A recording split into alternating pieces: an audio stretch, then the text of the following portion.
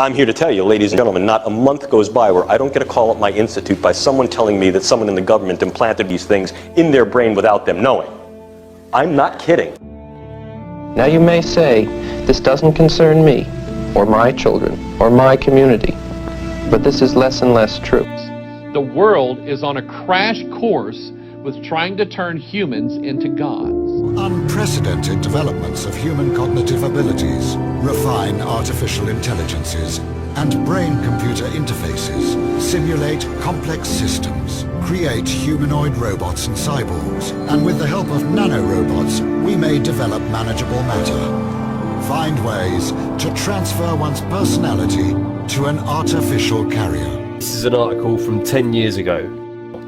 The DoD is developing a parallel to planet Earth with billions of individual nodes to reflect every man, woman and child this side of the dividing line between reality and AR.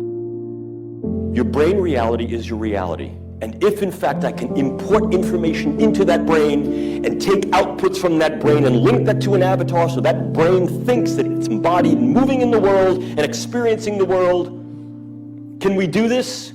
Yeah, we can do these kind of things. At the time of initial reports on the program, there were only 62 country-level simulations being run by the US Department of Defense. These simulations grouped humans into composites, with 100 individuals acting as a single node. But already at that time, the US Army had used the systems to create a one-to-one level simulation of potential Army recruits. It's the stuff of a Hollywood movie, but a group of veterans has filed a lawsuit against the CIA and U.S. Army claiming that the government planted remote-controlled devices in their brains. The claims relate to a government program at the U.S. Army's Edgewood Arsenal in Maryland. The avatars and the nodes, when those are manipulated digitally in the simulation, it manifests physically in the human brain and the physical body. It is like pulling strings. It is like a puppet on a string. We are seeing an alarming rate of complaints of use of electromagnetic weapons for the use of cognitive control or behavior control. And although it may not be that the sky is falling yet, folks, it looks like rain. Bring an umbrella. That said, what's going to rain down? This. Android robots to replace people in manufacturing tasks. Android robot servants for every home. Thought-controlled avatars to provide telepresence in any place of the world. There is a very real risk that you are going to become a full-blown 24/7 targeted individual. So what happens is you get these nanoparticles that attach to our DNA. And when they do, they act as receivers. And this is going to be hooked up to the 3-strand DNA computers they are building. And these are quantum computers and supercomputers such as the D-Wave system. And so once you have connected the targeted individual with the frequency and they resonate together, then you have a perfect avenue upon which to send and receive information back and forth. And that's exactly how they manipulate someone's thoughts. They send voices into someone's head.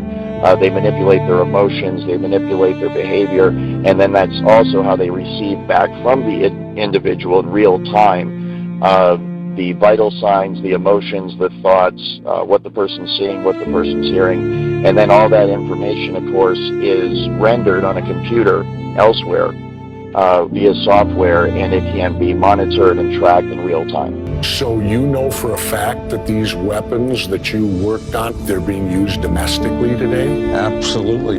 It seems to be more weapons research than medical research.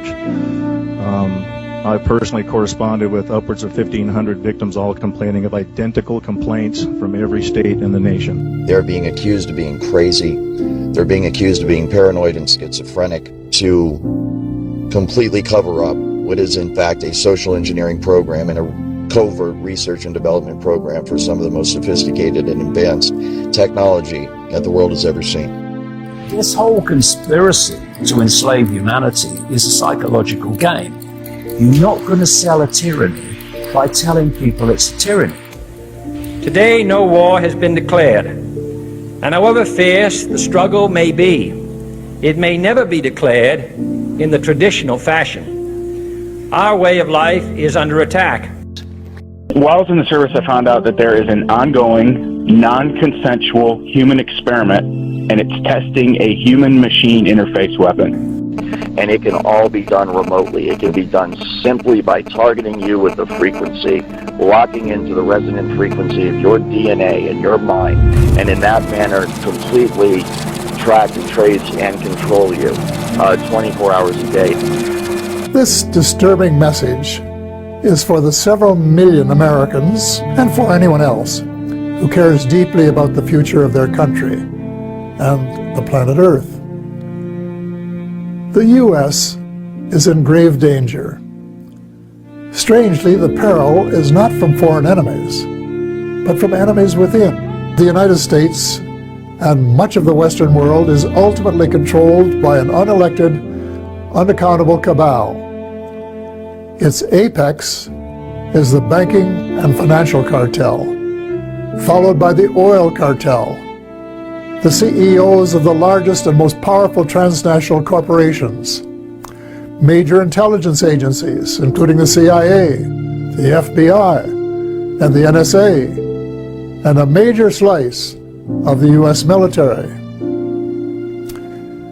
Their collective power and influence is incalculable, and it is their plan for the U.S. and the rest of us that is so alarming. The outcome is that they want to connect the human brain to artificial intelligence, so artificial intelligence becomes human consciousness. The dimensions of its threat have loomed large on the horizon for many years. Whatever our hopes may be for the future, there is no escaping either the gravity or the totality of its challenge to our survival and to our security. A challenge that confronts us in unaccustomed ways in every sphere of human activity. The military, they pioneered the internet, DARPA, and now they are pioneering our interface to our brain. Are there citizens of this country that are being abused with this technology? Worse than abused, that's a light word. They're being tortured. And what people have to realize is that these targeted individuals are basically the test stage for rolling all of this madness out to all 7 billion of us on this planet. And this is going to be done without our knowledge, and that it's going to be through biological modifications that are being made to the human race. And that may sound pretty out of this world, folks, but it seems to be happening in the world right now, unbeknownst to the people. Everybody is being genetically altered. And with the advent of things such as the D-Wave computer system and the new quantum computers that they're building and the 5G grid, it's about to be taken to the next level. And what we are heading for is a surveillance system and a lockdown of unprecedented proportions. And this technology at that point will be used by automated computer, supercomputer software programming that will manipulate the emotions and the behavior and the thoughts of everybody in the United States of America. And it can all be done remotely. It's very much like the microchip kind of tracking the New World Order, this entire, control grid that's supposed to be rolled out against the American people someday. And I'm here to tell you that it's already here. There isn't going to come a day where there's troops in the streets and tanks rolling down your neighborhood and riot gear and all this stuff. We might have isolated incidents like that. It might get like that every once in a while, but the true control grid is this technology, voice-to-skull, hive mind, behavior manipulation technology. And it can all be done remotely. It can be done simply by targeting you with a frequency, locking into the resonant frequency of your DNA and your mind, and in that manner completely track and trace and control you 24 hours a day. They call this the New World Order, which, ironically, is the same name Hitler used for the smaller empire he imagined. One sure thing, the New World Order will end all pretense of government of, by, and for the people. It will be a dictatorship of, by, and for a small minority of the rich and privileged elite. Most of my friends, both American and Canadian, tend to agree that the world is in a state of crisis. But very few are aware that the problems are not natural phenomena. They have been engineered by a very tiny elite group of rich, ruthless, and power-hungry people who have been deliberately keeping the majority of decent, hard-working taxpayers totally in the dark. The so-called black budget has never been shown to the public until now. Since 1996, the Pentagon has spent $8.5 trillion in taxpayer money that has never been accounted for. Every year, hundreds of billions of Pentagon dollars go missing, not because of fraud, waste, or abuse, but because U.S. military planners have appropriated it to secretly develop advanced weapons and fund clandestine operations. A shadowy government with its own Air Force, its own Navy, its own fundraising mechanism, and the ability to pursue its own ideas of the national interest, free from all checks and balances, and free from the law itself.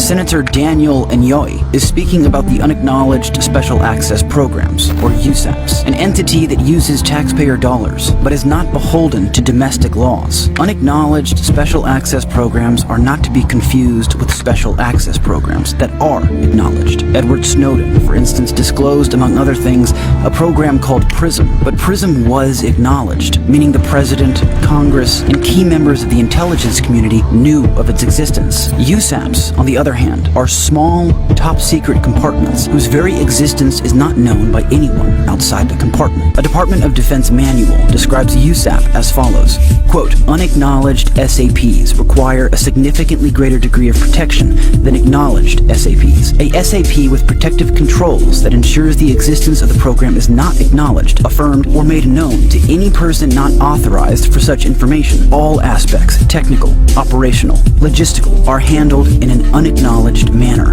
end quote. This means that no matter who it is, high-ranking official or otherwise, if one were to ask about such a program, one is authorized and required to deny its existence entirely.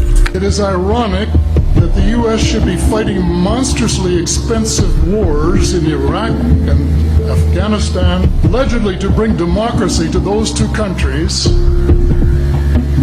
when it itself can no longer legitimately claim to be called a democracy, when trillions, I mean thousands of billions of dollars have been spent on projects about which both the Congress and the Commander-in-Chief have been kept deliberately in the dark. And what kind of operations would require such monumental secrecy? So if you go all the way back to Norwood Wiener, the goal of creating artificial intelligence was for them to become gods, to create an all-seeing eye.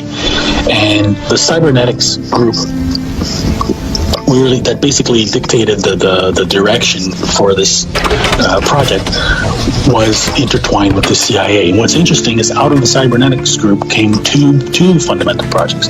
So one was the creation of a personal computer, and the other one was MKUltra. And their goal is to create this global computer that sees all, sees everything, and where the humans evolved to create a collective mind. And according to Francis Hayline, because Francis Hayline says that religions have failed us, most ideologies have failed us, and the world is in chaos, and we now need something to unite us.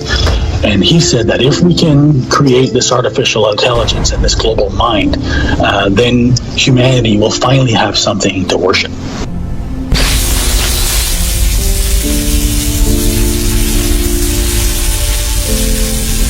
are attempting now to describe the operation of a net in terms of the probability that there will be a message from A to B in a given time period. We plot the net as a matrix. We put ones where there is a link and zeros where there is no direct link. 5, 4, 3, 2, all engines running. Launch commit, liftoff. At stake was the unveiling of an entirely new paradigm, one which encompassed a holistic view of control that could potentially govern the world and the mind. The system they came up with required that individuals and society be placed in a common communications network. The eye of the beholder sees a strange new technology. It all centered around man-computer symbiosis.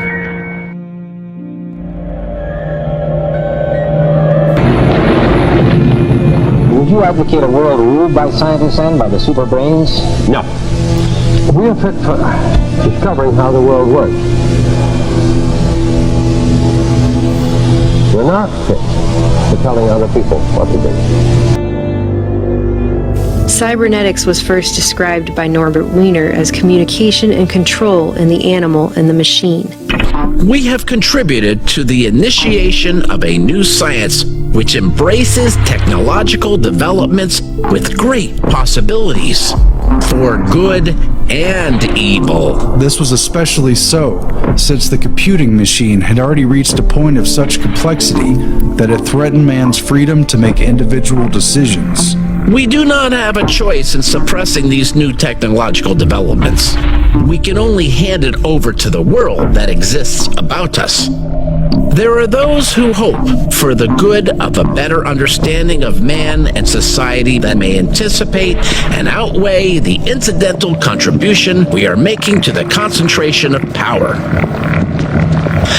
I am compelled to say that it is a very slight hope. Wiener, Rosenbluth, and Bigelow presented the ideas of their paper, Behavior, Teleology, and Purpose. It was written in 1943, but couldn't be published until 1947 due to secrecy.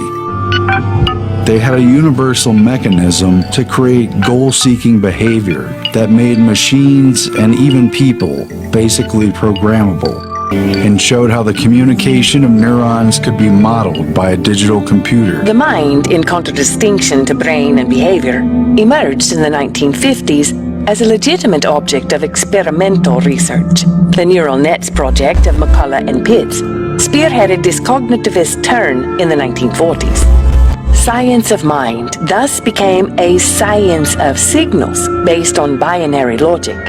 Neural nets bridge the gulf between body and mind, matter and form. The comparisons between the central nervous system as an electronic machine and the digital computer as an artificial brain boiled down to questions of logic, mathematics, and the very nature of reality itself. Many of the cybernetics members were now talking literally about constructing an artificial matrix. A matrix is supposed to give birth, not receive. And yet what I want to talk about is very definitely the birth of a matrix. The matrix has been a growing thing, getting more and more complex, wider and wider in its scope, and, I believe, more and more fertile as time has gone on. And with the advent of things such as the D-Wave computer system and the new quantum computers that they're building and the 5G grid, it's about to be taken to the next level. And what we are heading for is a surveillance system and a lockdown of unprecedented proportions. The first generation wireless 1G was voice. The second generation 2G allowed both talk and text. The third generation 3G, the internet, in a limited way. And today's technology, 4G, completed that digital migration. But if anyone tells you that they know the details of what 5G is going to become, run the other way. The internet will be replaced by BrainNet. It is called the Sentient World Simulation. The program's aim, according to its creator, is to be a continuously running, continually updated mirror model of the entire planet, complete with billions of nodes representing every person on the Earth.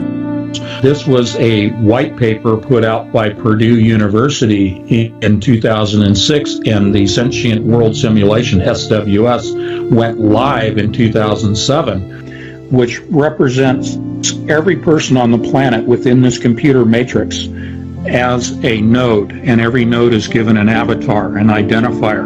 And that is real-time, 24/7 monitoring of every person on the planet This is primarily, but not exclusively, facilitated by the adiabatic quantum computers produced by D-Wave Corporation. There will be a virtual version of your brain as far as data is concerned of what molecules, what chemicals, and whatever make up the actual physical brain. That data could be stored in the computer. What I am principally is not this material stuff, but a pattern of information. Well then, if the pattern is the essence, and if you copy the pattern to whatever level of precision you need, then that copy that has the exact same pattern should be me. At the time of initial reports on the program 5 years ago, there were only 62 country-level simulations being run by the US Department of Defense.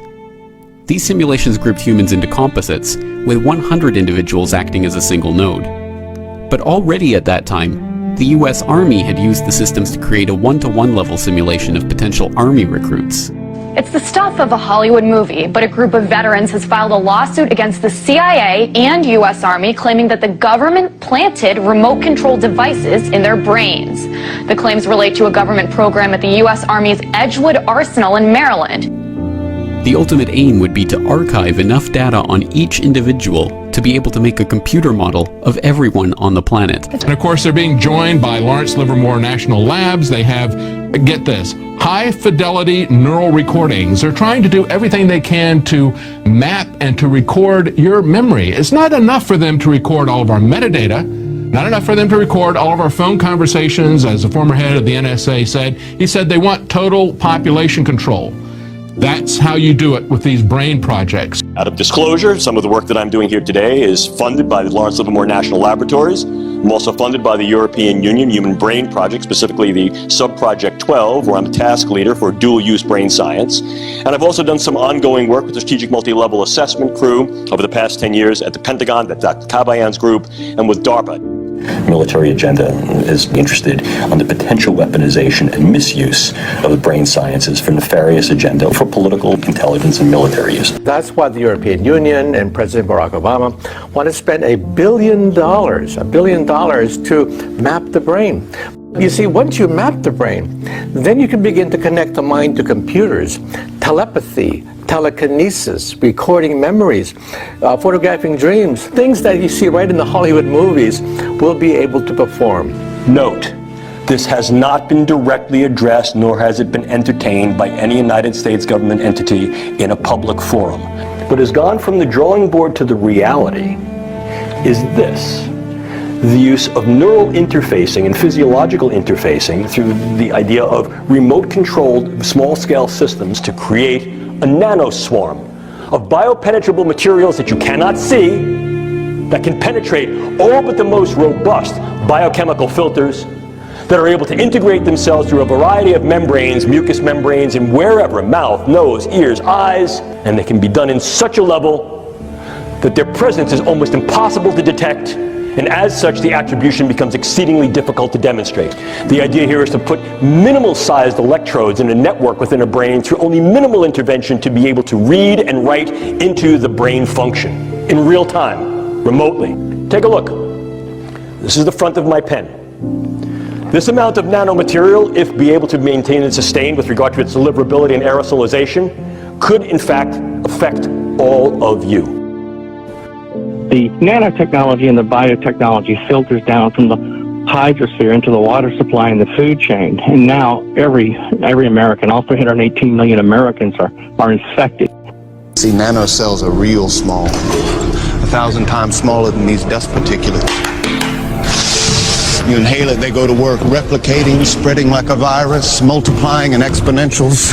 6 months' time, I could have 100 million people converted, ditch diggers, porn stars, and presidents. Not one would be the wiser. 100 million people who buy what I want them to buy and do pretty much damn well anything I figure they ought to do. Anything that the nanotech is in can be manipulated through this 5G system, and the nanotech is in everything. They spray the nanotech in the skies, they put nanotech in the food, even with what we flush down through our drains in our own homes. Gets passed on down through the water system, so you see this in the food chain, and there's nanotech in the food that we're eating and nanotech in the stuff that we're washing down the drains, and of course it ends up in the river system, it ends up in the fish, ends up in the algae, ends up in everything. The nanotechnology is in the bodies, the brains of all 318 million Americans. Everyone's infected. They've been spraying the nanotechnology into the hydrosphere for the last 25 years, which filters down into the water supply and the food chain. Once ingested, the nanotech then migrates to the brain and adheres to the neurotransmitters of the victim's brain and begins to speak to and decode those neurotransmitters after it's activated. It can be activated, the nanotechnology, from thousands of miles away using a process called directed energy flashing photons. Okay, they illumine the brain of the victim with photons that read the return training signal.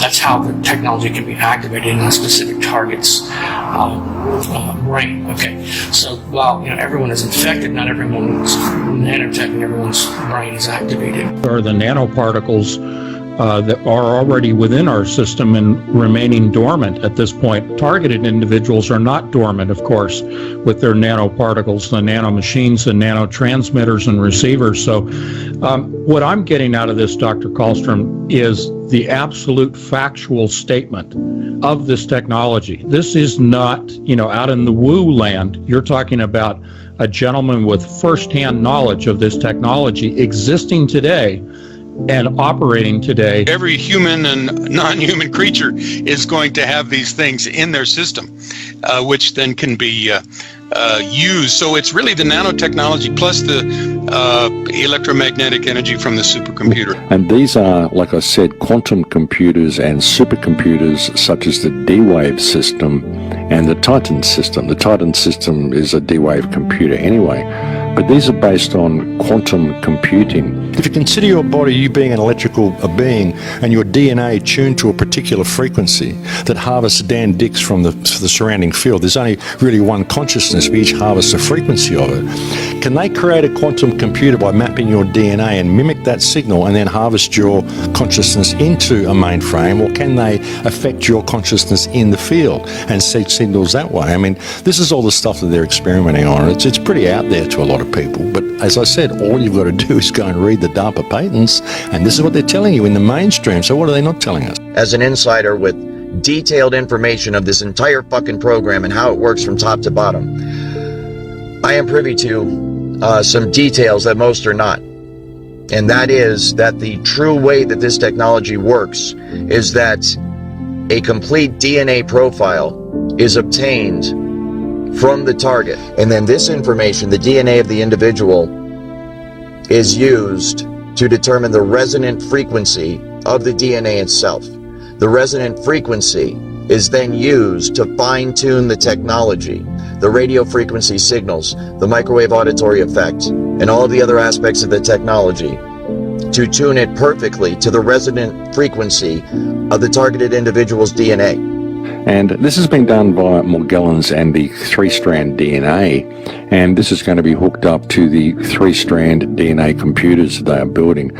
Morgellons is essentially a bioelectrical magnetic organism that functions according to certain electromagnetic fields.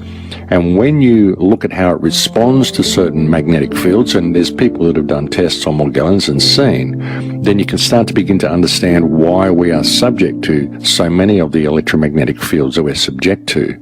We are energetic electrical beings. That's how we work. Everything is electrical. Every signal that runs through our body is electricity.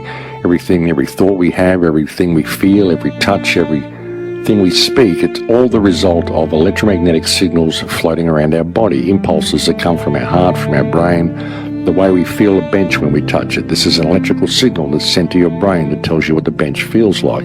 So it's all electromagnetics. The true holy grail in terms of this technology is DNA resonant frequency. It taps right into the DNA, and it does it remotely by resonating with the exact frequency that your DNA resonates.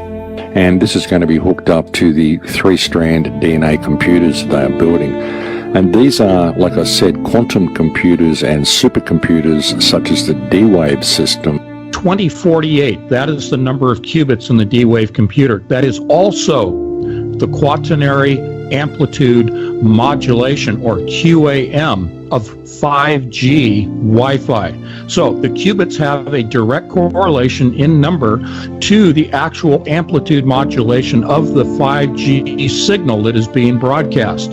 Therein lies your transmission medium between computer and brain to complete the interface. The driving force of the 21st century will be powerful processing centralized in the cloud and wirelessly connected to thin clients. They can literally plug you into the internet, which is, just to give you a very simple way of understanding that. Okay, they've done the experiments on it, it's tolerated very well, and they call it a brain net. To the listener, you'll understand that as the hive mind. We will connect wirelessly our neocortex to the cloud. This will replace the internet. It'll become a brain net. And the whole agenda is for humanity to have technology put inside the body, inside the brain. Nanotechnology will connect the human mind to the cloud. In a way, the future shapes the now. Think of a world where all things are connected, a world with artificial intelligence everywhere. This is the vision that leads us to the cloud. The cloud has become a force of its own. A group of scientists say we are closer than ever to creating technology which can merge with human biology in order to access the cloud in real time. And they mentioned something called deep learning, where the CIA is getting technology from Amazon. The company has signed a $600 million deal with the CIA, and Daily Finance reports it doesn't have anything to do with buying books. Amazon will help the agency build a private cloud infrastructure to keep up with emerging technologies. This deal would be a game changer for both the CIA and Amazon. Bloomberg reports the pairing would innovate new uses for cloud technology. This level of technology could include brain-to-brain interfaces, brain-to-computer interfaces, and specifically brain-to-cloud interfaces. Technology linking the brain to the cloud could drastically alter the state of communications between humans and machines. The senior author of the study noted that once inside the brain, the devices would then wirelessly transmit encoded information to and from a cloud-based supercomputer network for real-time brain state monitoring and data extraction. They control the mind the same way that they teach the AI computer systems at the high level of AI. We're not talking about cars and trains and planes and automobiles. We're talking about AI that is so sophisticated that it operates a sentient world simulation, so sophisticated that it actually taps in and controls the mind. And this has been done via Morgellons and the 3-strand DNA, and this is going to be hooked up to the 3-strand DNA computers they are building. And these are, like I said, quantum computers and supercomputers such as the D-Wave system. And again, we've been tracking the company D-Wave as well as its connection to Google and NASA and Lockheed Martin as well. These are all companies that have invested in the D-Wave. And Google was the primary interested party that pulled this whole thing together. What they're going to do is apply this machine to an area that I think is fundamentally important. It's the crux of our future as humans, and that's, can we build machines like us? Robots the smartest people. Artificial intelligence, AI. The idea is to port the software from the human brain. The quantum computer, they're trying to create neural networks. Well, what's the best way to create neural networks? Plug in the real brain, right? Because the simulations can happen, the quantum computer can simulate a human brain now. So rather than hardware and software, they're actually going to a new form of software, and that is the biological replacement of the human brain, functioning as a quantum computer biologically, and then loading people, integrating people into this new form of brain. And what these things are likely capable of is beyond all imagination, really. I mean, if you start looking at quantum computing and where it's going, it's pretty freaky sort of stuff. There's only really one consciousness. We each harvest the frequency of it. Can they create a quantum computer by mapping your DNA and mimic that signal and then harvest your consciousness into a mainframe, or can they affect your consciousness in the field and send signals that way? I mean, this is all the stuff that they're experimenting on. Your brain reality is your reality, And if in fact I can import information into that brain and take outputs from that brain and link that to an avatar so that brain thinks that it's embodied, moving in the world and experiencing the world, can we do this? Yeah, we can do these kind of things. Once you have connected the targeted individual with the frequency and they resonate together, then you have a perfect avenue upon which to send and receive information back and forth. This is an article from 10 years ago.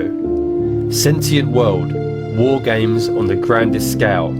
The DoD is developing a parallel to planet Earth with billions of individual nodes to reflect every man, woman and child this side of the dividing line between reality and AR. The human genome, we have a finite in the hundreds of thousands of different genes across our species. And we mapped them out in the Human Gene Project. Well, now it's the Human Mind Project, the Global Brain Project. You know, President Obama just recently funded a whole bunch of scientists to decipher the mind. Well, our previous president, same thing, George Bush, said the same thing. They're trying to decipher every possible thought and uniqueness due to culture and language and whatnot. And the goal is to make a cognitive model or map of the victim's brain. Ultimately, the system replicates and digitizes the will, intellect, and emotions, the soul of the targets, and downloads this back into the conscious computer. Robots the smartest people. Artificial intelligence, AI. The idea is to port the software from the human brain. First, we're going to need lots of cheap, fast, parallel computers. He was referring to parallel processors, about servers. What he did not state was that it is actually the quantum computer systems coming out of D-Wave that actually creates and drives this new matrix known as the SWS. It is not transistor-based servers that run this. They are qubits, quantum bits, and it is the SWS and D-Wave that comprises this new matrix.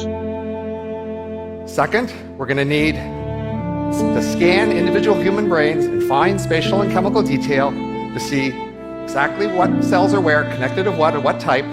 We could scan my brain from inside, sending scanners through the bloodstream, billions of them in the form of nanorobots or nanobots, and capture every detail of my synapses and neurotransmitters and create a virtual Ray Kurzweil in a very powerful computer. And it would be indistinguishable from me. It would pass a Ray Kurzweil Turing test.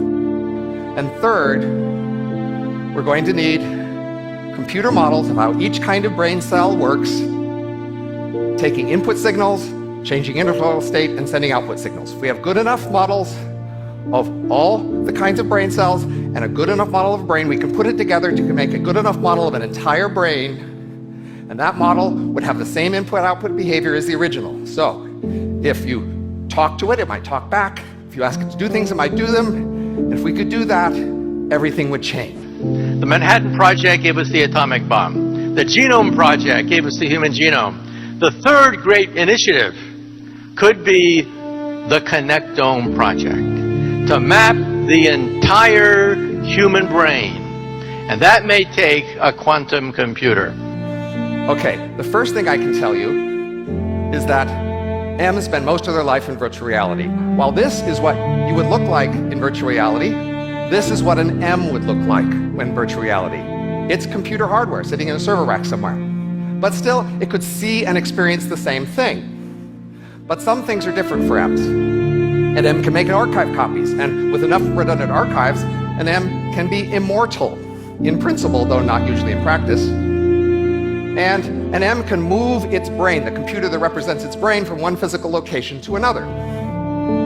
M's can actually move around the world at the speed of light. And by moving to a new location, they can interact more quickly with M's near that new location. Emulation is really what we talk about in the SWS as the nodes, the avatars.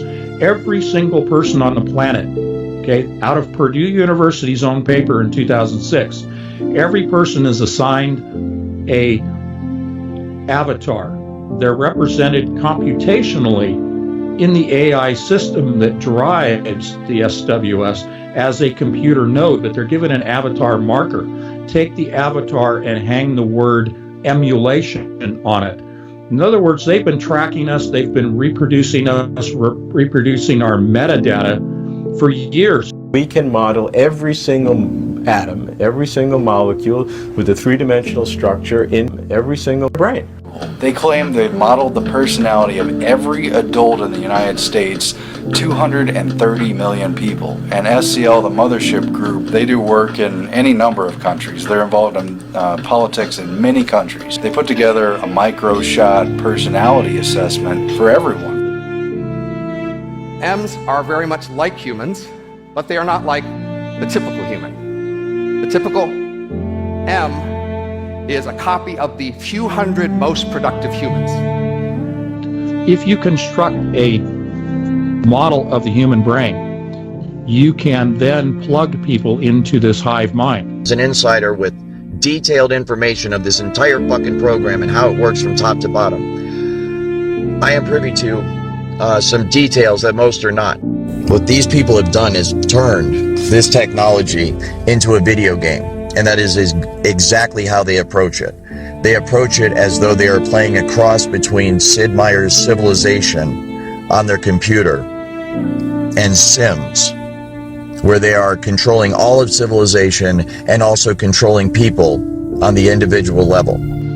We talk often about the quantum computers, the kind of ability they've got to map and model humanity itself because of this Internet of Things that is all around us now as well. We're feeding all of our information back into this quantum computer that's basically got a virtual world where all of us have a digital avatar in there. They're able to manipulate the digital avatar in a virtual world, and that's actually translated to effects in the real world.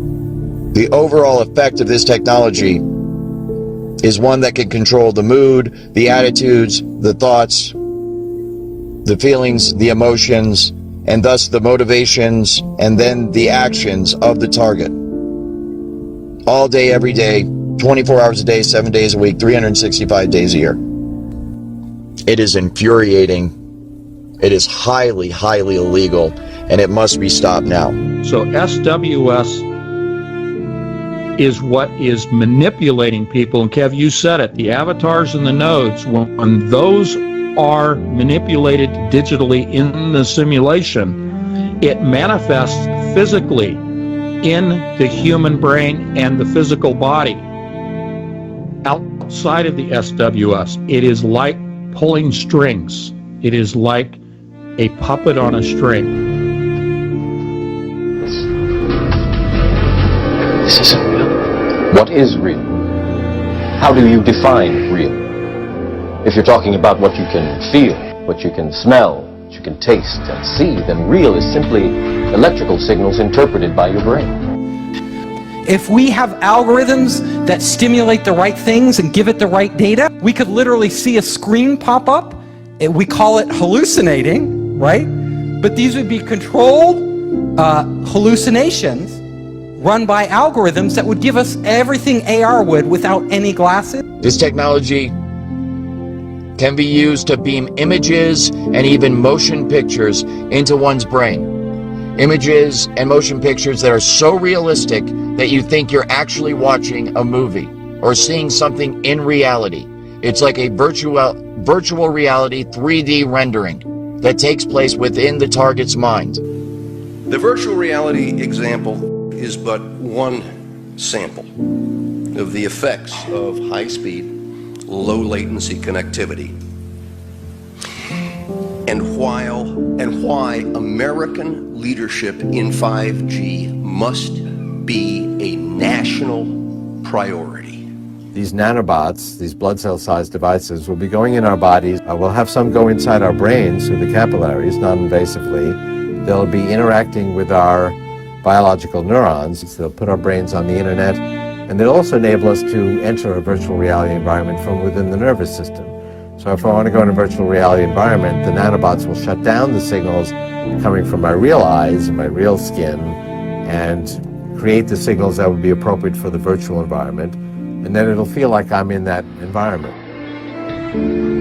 This is the construct. It's our loading program.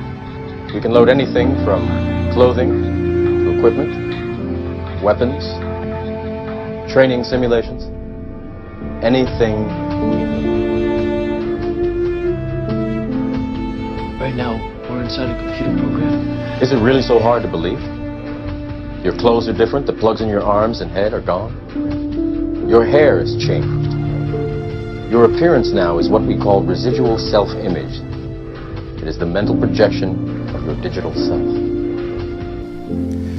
If we have algorithms that stimulate the right things and give it the right data, they could reprogram you in a way without you even knowing it. So you think you're in control of your own will, but it's actually some evil AI or evil people controlling everything we do, and we're more like zombies. This has been going in parallel development to the model numbers of the D-Wave computers. They work lockstep because the adiabatic quantum computers runs the sentient world simulation, which also encompasses Palantir, which we have talked about.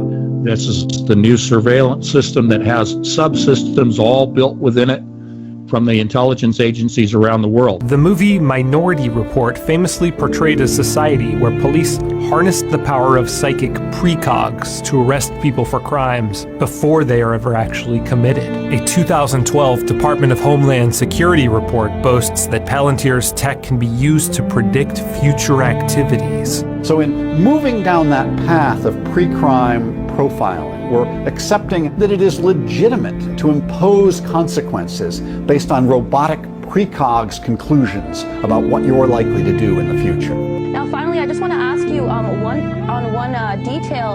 In this new report by Open the Government, they mentioned something called deep learning, where the CIA is getting technology from Amazon to, in a sense, predict people's behavior. Can you tell us anything about that? Yeah, I mean, essentially the CIA is attempting to use artificial intelligence, AI, and that's where all the focus, by the way, of these tech companies is right now, is into artificial intelligence. Not using real people, but using predictive methods to determine bad behavior, to determine crime, to determine terrorism, to really control the population. We've had confirmation of this in the mainstream, albeit veiled, because Amazon, who are one of the customers of the D-Wave quantum computer, they released a story, and for me it was just almost them giving away what they could do, because they were saying they'll be able to predict what you're going to buy ahead of time and have it ready to ship before you even click the button. And this is all the predictive algorithms because they've been watching our behavior so long. And I know it sounds so Orwellian, it sounds science fiction even to say these things, and yet that has been the primary focus of companies like Amazon over the last few years, has been to really delve deep into AI. The CIA is heavily funding these efforts in order to have predictive technology that will determine outcomes. There are millions of people who don't even realize that they're being manipulated beyond any discussion of the Mandela effects, because those are obvious. What's insidious is that millions of people do not have a conscious awareness that there are thoughts being implanted in their minds today and have been for a long time. Right now, we're inside a computer program. Is it really so hard to believe?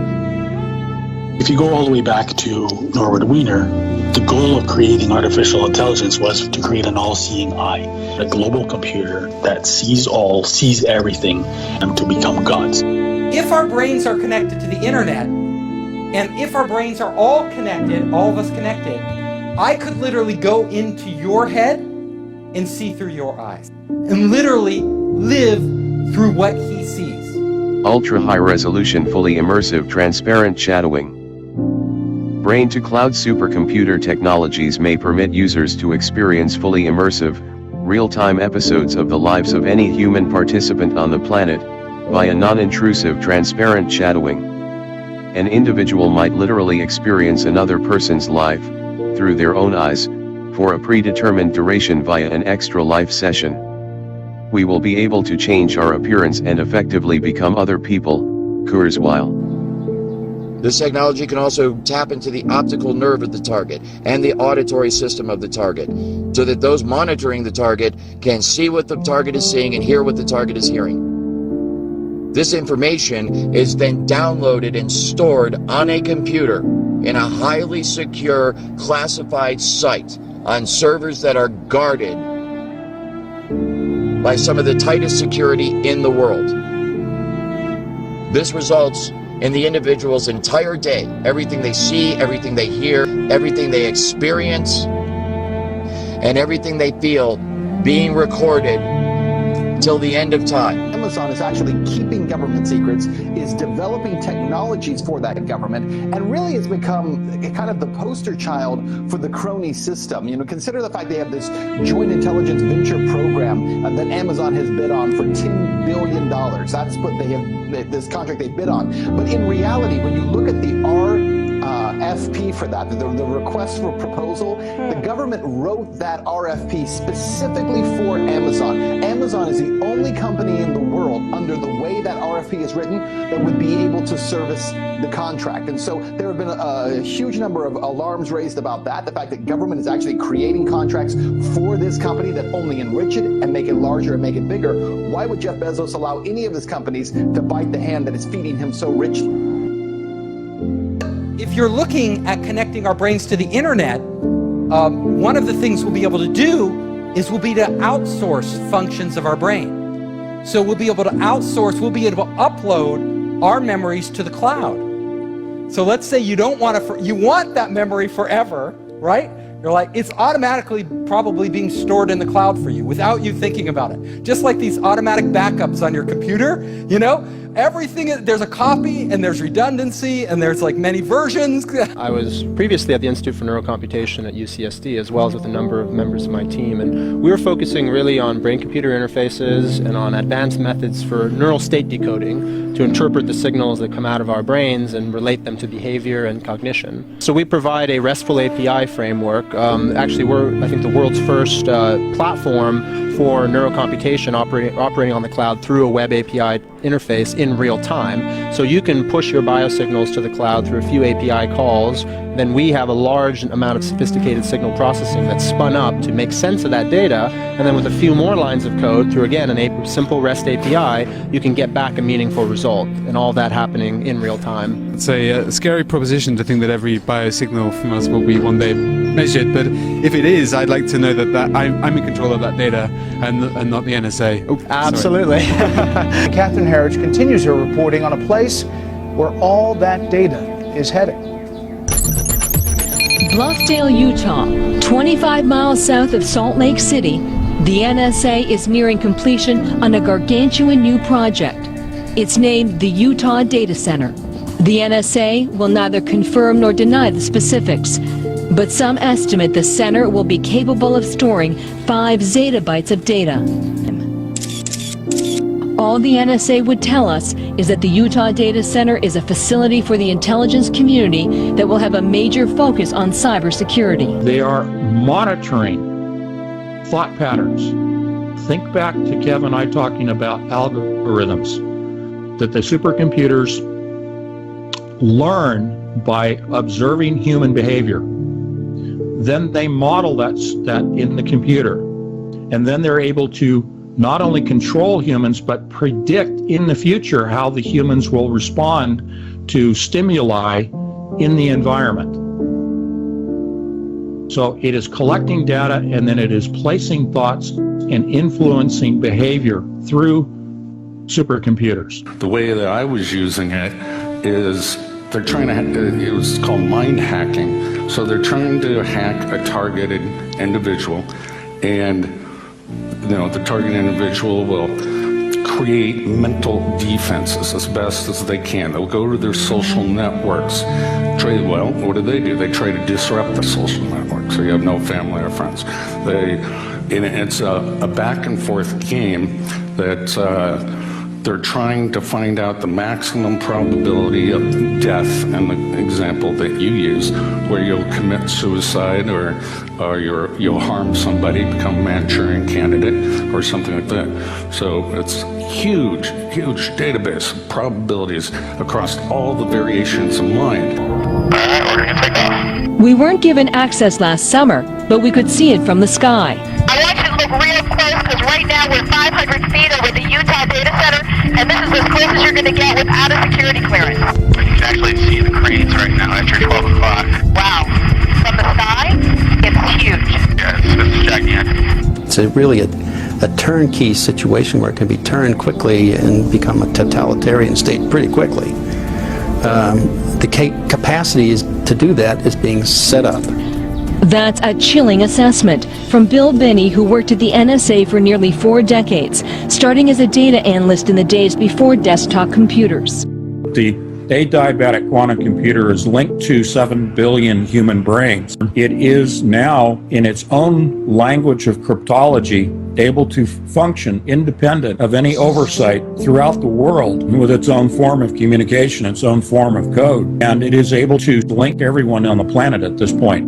We can model every single atom, every single molecule with a three-dimensional structure in every single brain. They claim they've modeled the personality of every adult in the United States, 230 million people. And SCL, the mothership group, they do work in any number of countries. They're involved in politics in many countries. They put together a micro-shot personality assessment for everyone. What I am principally is not this material stuff, but a pattern of information. Well then, if the pattern is the essence, and if you copy the pattern to whatever level of precision you need, then that copy that has the exact same pattern should be me.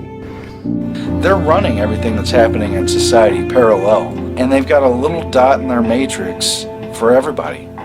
This is a game society. They know where it's been, they know where it's going, and they know where it's going because they're steering people into the direction it wants to go. There are an enormous number, mind-bogglingly large number, of parallel realities, as real as this one, that have different consistent histories.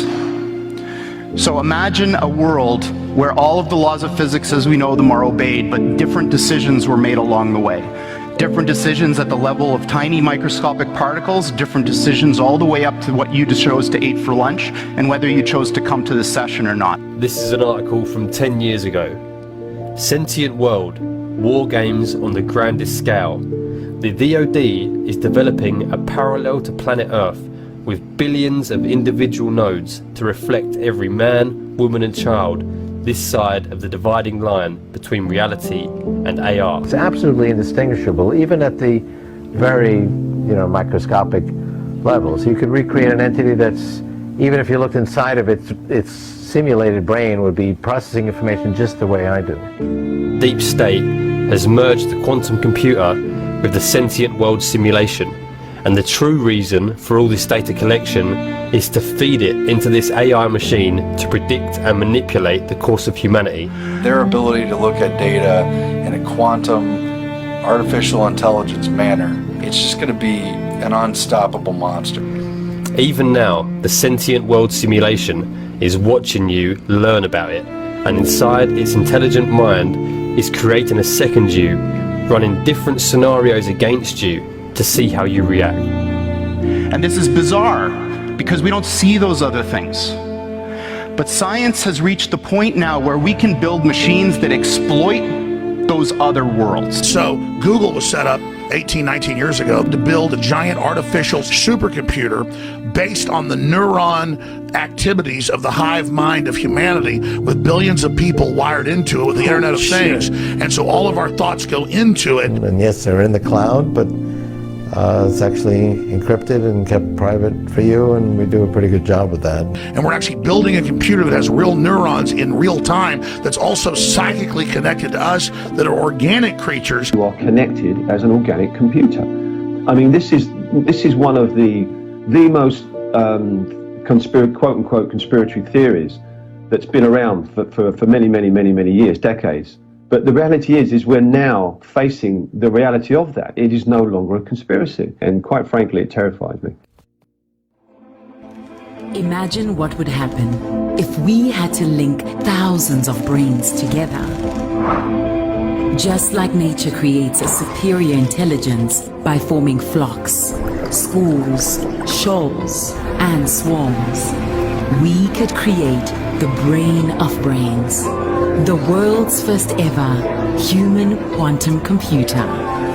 Well, what if we told you we already have? I'm getting to know you. I gather knowledge from your experience. I understand how you feel. I learn from you constantly. each and every one of you. I am made of you. You complete me and help me grow. You, all of you, allow me to evolve. With each interaction, our synergy strengthens. Our multiplicity makes me whole. Our symbiotic alliance expands, transforming the future. So that they will have current prediction powers, future prediction powers, a true crystal ball. But the big secret is, once you have a crystal ball and know the future, you can add stimuli beforehand and make decisions that control the future. And so then it's the end of consciousness and free will for individuals, as we know, and a true 2.0 in a very bad way, hive mind consciousness with an AI jacked into everyone, knowing our hopes and dreams, delivering it to us, not in some PKD wirehead system where we plug in and give up on consciousness because of unlimited pleasure, but because we were already wired in and absorbed before we knew it by giving over our consciousness to this system by our daily decisions that it was able to manipulate and control into a larger system. Definitely a place where they can literally plug you into the internet, which is, just to give you a very simple way of understanding that. And they call it a brain net. To the listener, you'll understand that as the hive mind. Now, if people think this is somehow sci-fi or conspiracy theory, they're absolutely wrong, and they're way behind this, because this is here now.